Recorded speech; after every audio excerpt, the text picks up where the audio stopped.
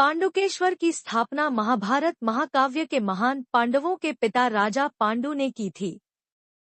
वह अपने बड़े भाई धृतराष्ट्र को अपना सिंहासन देने के बाद पांडुकेश्वर में अपनी पत्नियों कुंती और माद्री के साथ रह रहे थे। एक दिन पांडु जंगल में शिकार करने गए और अनजाने में हिरण के रूप में प्रेम कर रहे एक ऋषि को मार डाला। मरते समय ऋषि ने पांडु को श्राप दिया कि वह किसी के साथ संभोग नहीं कर पाएगा और अगर उसने किया तो वह तुरंत मर जाएगा।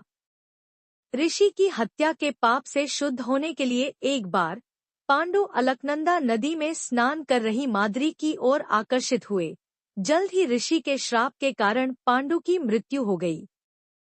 पांडुकेश्वर में 2 प्रसिद्ध मंदिर हैं। योगध्यान बद्री मंदिर सप्त बद्री मंदिरों में से एक और दूसरा भगवान वासुदेव मंदिर है।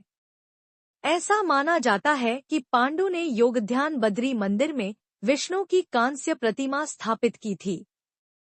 यहाँ पाए गए ताम्रपत्र शिलालेख प्रारंभिक कत्यूरी राजाओं के शासन का संकेत देते हैं और इस क्षेत्र को पांचाल देश के रूप में जाना जाता था, जिसे अब उत्तराखंड के रूप में जाना जाता है। पीठासीन देवता भगवान विष्णु की मूर्ति ध्यान मुद्रा में है और इसलिए छवि को योग ध्यान बद्री कहा जाता है। मूर्ति आदमकद है और शालिग्राम पत्थर से तराशी गई है। किंवदंती के अनुसार महाभारत युद्ध में अपने चचेरे भाई कौरवों को हराने और मारने के बाद पांडवों ने हस्तिनापुर को राजा परीक्षित को सौंप दिया।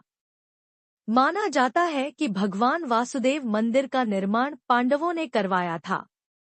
12 साल के वनवास के दौरान पांडवों ने पांडुकेश्वर का दौरा किया था और अपने पिता पांडु का अंतिम संस्कार किया था। यहाँ अर्जुन ने भी वनवास के दौरान ध्यान किया था और इंद्र से आशीर्वाद प्राप्त किया था।